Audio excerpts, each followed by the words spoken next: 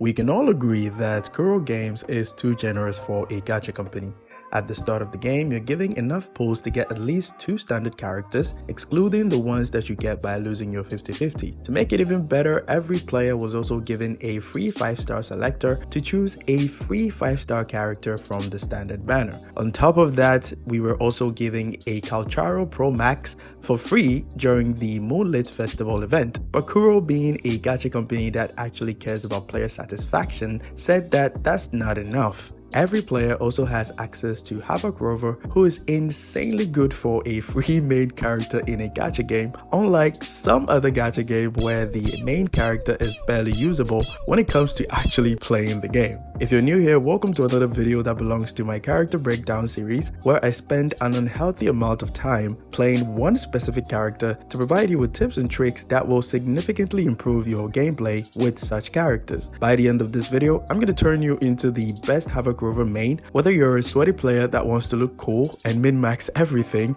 or a casual Havoc Rover enjoyer. In today's video, we're going to be covering 6 main sections, including why Havoc Rover is a must-build character, how to instantly get her Forte without wasting too much time on the field, team options available including hyper carry, quick swap teams, and I'll even add in which one is best suited for multi-wave content because those ones can drive you crazy sometimes, team rotations, weapon alternatives, and lastly how to properly choose your Echo main stats. As always, if you find this video helpful or informative in any way, be sure to leave a like and subscribe to make this video reach a wider audience, and it helps me out tremendously. Let's begin with why she's a must-build character. The first reason is actually quite obvious. She's free, which means you don't have to spend precious astrites on another character and potentially save you money in the process. The second reason is that she hits hard, and it's no joke. My highest recorded damage is about 172,000 liberation hit damage with trash echo substats, which I'm still trying to improve, but it hasn't been good so far. The second reason why you should build Havoc Rover if you haven't already is that the crazy numbers that you might have already seen from countless videos on YouTube and TikTok is actually not her true potential. She becomes totally insane, especially if you get the 4th sequence node, which reduces the enemy's Havoc resistance by 10%. This might not seem much to you, but if you take a look at how damage is calculated in Whirlwind Waves, it increases your damage by an additional 13% if the enemy has a base resistance of 20%. Yes, I actually did the math. It doesn't stop there. Sequence Node 6 will increase Havoc Rover's crit rate by 25%. If you couple this with the 12% crit rate that Shorekeeper provides, you can actually get 100% crit rate or even more depending on your build, which means that Havoc Rover will always be guaranteed to crit with her liberation. The best part about her sequences is that they are very easy to obtain by simply playing the main story quest in the future or farming stuff in the overworld to exchange for her sequence nodes. Now, let's talk about how you can instantly get her Forte stacks. As you can probably tell by now, Havoc Rover is a character that is not meant to spend too much time on the field because majority of her damage comes from her resonance liberation. However, you always need to do some basic attacks and heavy attacks to activate the full buff that the Havoc damage bonus Echo set provides. So the best way to do damage quickly is to gain the full 30% Havoc damage bonus from her Echo set before she enters the Dark Surge state by holding your basic attack button when her Forte stacks is full. This means that getting her Forte quickly as soon as she enters the field should be your #1 priority. In order to do that, we are going to rely on her skill, full basic attack sequence in her normal state, and her intro skill. To get her full Forte stacks as soon as she enters the field, combined with the full 30% Havoc damage bonus from the Havoc set, what you should do is to swap Havoc Rover in from your sub DPS when your sub DPS concerto energy is almost full. While Havoc Rover is on the field, use her skill and complete the full basic attack sequence in her normal state to gain the full 30% Havoc damage bonus from the Havoc damage Echo set, but cancel the last hit where she slams her wing on the ground by swapping to your sub DPS character to save you precious time so that you can clear content faster. A lot of you guys might be wondering why I didn't use her skill at the start of the rotation, but I know most of you will be using the Emerald Genesis standard weapon, so this will be a great way to at least get the first stack of the attack buff within the 10 seconds duration before you swap to Havoc Rover to do big damage. I also tried to use 2 skills before Havoc Rover does her intro to fully fill her Forte, but it takes too much time, especially in the subsequent rotations, since her skill has 12 seconds cooldown. So the first method will let you deal more damage quicker overall. After completing the full sequence of her basic attacks, swap to your sub DPS, and when your concerto energy is full, swap to Havoc Rover to activate her intro skill. The intro skill should fully fill Havoc Rover's Forte by the time she enters the field. Now, this particular mechanic that I'm about to show you is what makes getting her Forte before she enters the field worth it. I'm sure you've noticed that Havoc Rover's intro starts with a mid-air attack that you can end with a plunge attack if you press your basic attack button. But few players know that you can actually enter her Dark Surge state right after her intro skill as soon as you hit the ground by simply holding your basic attack button while she is in midair. Also keep in mind that you have full interruption to resistance during the devastation animation when you hold your basic attack with full Forte stacks. So as long as you have a strong healer, you can pretty much tank the damage if there's an incoming attack. This does not apply to only Havoc Rover but every character in the game as well. As long as you hold your basic attack in midair, the character can use a follow-up heavy attack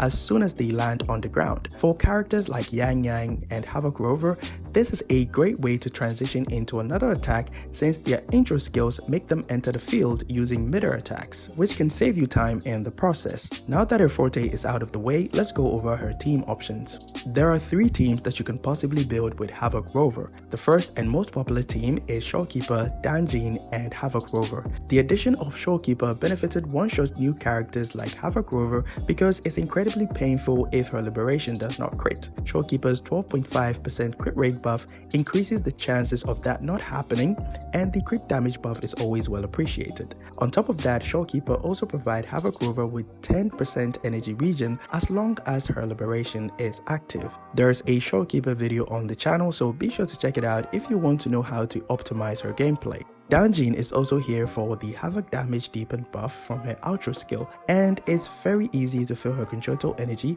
as long as you can dodge properly without dying, since she basically sucks the life out of her own body.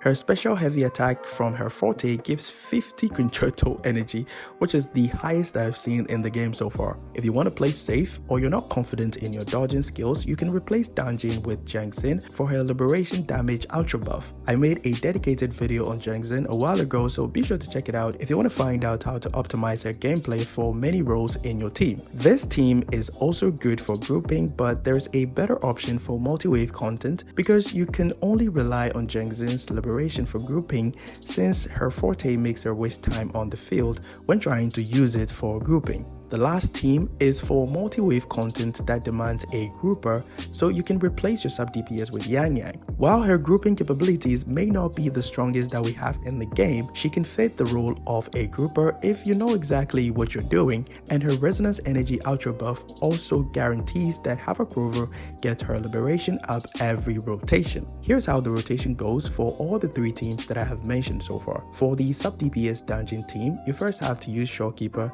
to fully recover her concerto energy by completing 2 full sequences of her basic attacks to fully fill her Forte stacks. This will make sure that her concerto energy is filled to about 75%, and then use her liberation to fill it up completely, and then use her echo. Then swap to Danjin and immediately tap on her skill twice to cast the cross-shaped slash attack and use her liberation. Do 3 basic attacks and then spam your skill to complete the combo to gain half of her Forte bar, but you can also simply tap on her skill twice after a dodge counter to get the same results, as I did in this part of the video. Then swap to Havoc Rover, use her skill, and then complete the full sequence of her basic attacks to gain the 30% Havoc damage from her Echo set, but cancel the last hit animation by swapping back to Donjin and then use her heavy attack to fully fill her Concerto energy, use the Heron Echo, and then intro with Havoc Rover. After her intro, hold the basic attack button to automatically enter the Dark Surge state when she lands on the ground, and then use her Liberation for big damage. After her Liberation, use her skill, heavy attack once, and then spam your basic attacks or dodge and spam your basic attacks to evade damage. Do this until the Dark Surge state has almost ended, and then use the Dreamless Echo. Swap to Shorekeeper while her Liberation is active to cast a special intro for more Concerto energy, and then repeat the whole process once again. For the Jengzin team, here's how the rotation goes. You first use Jengzin's Liberation and skill, then swap to Shorekeeper to fully fill her Concerto energy as explained earlier, and then use her Liberation and Echo. Then swap to Jengzin and complete her basic attack sequence. As soon as her basic attack sequence is complete, swap to Havoc Rover, use her skill, and then complete her full basic attack sequence, but cancel the last hit by swapping back to Jengzin. Jengzin's skill should be off cooldown, so you can use it or use a dodge counter to fully fill her Concerto energy. Use the Heron Echo and then intro with Havoc Rover. Be sure to hold your basic attack button after the intro to automatically enter the Dark Surge state, and then use her Liberation. Use her skill, heavy attack, and then spam your basic attack button to do damage in her Dark Surge state, or dodge and use basic attacks to evade damage. Use the Dreamless Echo when Rover's Dark Surge state has almost ended, and then swap to Shorekeeper to activate her special intro for more Concerto energy, and then repeat the whole process once again. For multi-wave enemies with Yang Yang, you first have to figure out which enemy draws in the rest of the enemies to itself so that you can easily capture all of them in Yang Yang's Liberation. A good example is the Frexidus enemy with the bazooka. It always wants to stay at a distance and shoot at you, but if you focus your attacks on him and get close to him, the other enemies will also come to you instead, making it easy to group them. It also helps if you have Yang Yang's S3, which increases the pulling range of her resonance skill. So here's how the rotation goes. You first need to use Yang Yang's skill to help pull the enemies closer to each other at the start of the rotation. Then swap to Shorekeeper to fully fill her Concerto energy by doing basic attacks and using her Liberation, but make sure to lock on to the enemy that draws the rest to itself if you focus on them, like the one with the bazooka. Locking on to that enemy ensures that your intro with Yang Yang from Shorekeeper will specifically target that enemy, helping you get close to him. Make sure to hold your basic attack while Yang Yang is in midair so that she can easily gain one stack of her Forte by pressing her basic attack when her special thrust heavy attack animation begins to fully fill her Forte stacks without using her skill. Then jump and press your basic attack button to use her Forte, but swap to Havoc Rover as soon as Yang Yang lands on the ground and complete her basic attack sequence for the 30% Havoc damage buff from her echoes, and then use her skill. Swap to Yang Yang and then use her skill and Liberation for maximum pulling effect and enemy disorientation. Then intro with Havoc Rover, hold your basic attack to automatically enter the Dark Surge state, and then use her Liberation to send everyone to the afterlife. Since Camellia is right around the corner, you probably want to play double DPS quick swap teams using Rover and Camellia, and if that's the case, I've got you covered. Havoc Rover is one of the best characters for quick swap teams, and that's because her damage is tied to her Liberation, so managing your resonance energy acquisition and gaining 30% Havoc damage bonus from her Echo set will be your main priority. The best part about quick swapping with Havoc Rover is that it allows you to focus on hitting the enemy with your Liberation nukes rather than spending time dealing damage with your basic and heavy attacks in her Dark Surge state. There's a lot of quick swap teams that you can experiment with, but here's a quick swap rotation for Zhangli Yao and Havoc Rover. You first need to use Rover's skill and then swap to Shorekeeper to fully fill her Concerto energy, but as soon as it's more than 75% full, swap to Havoc Rover and complete her basic attack sequence to gain the 30% Havoc damage buff from her Echo Sonata effect. Then swap to Shorekeeper, use her Liberation, Echo, and then intro with Rover to fully fill her Forte stacks, but don't enter the Dark Surge state just yet.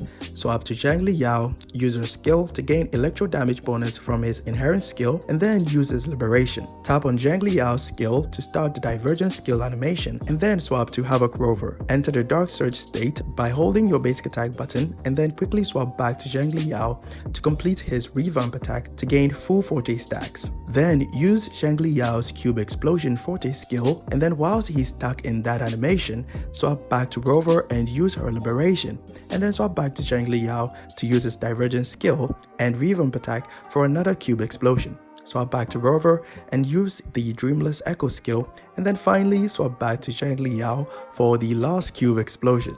Yes, I know it's a bit complicated, but it's very satisfying to play with. For her best weapons, go for the Emerald Genesis standard weapon, but Zheng Li's signature weapon has the highest damage potential. If you don't have those, go for the Commander of Conviction, which is great if you can max refine it. For her Echo main stats, the 4 cost will be either crit rate or crit damage, depending on the one that you're lacking.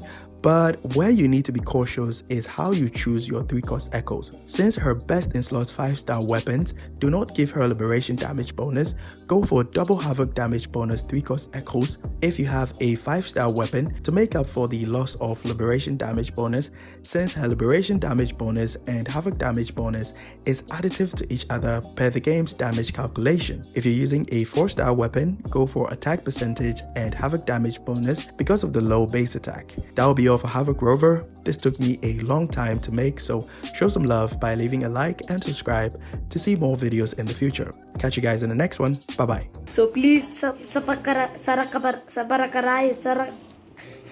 whatever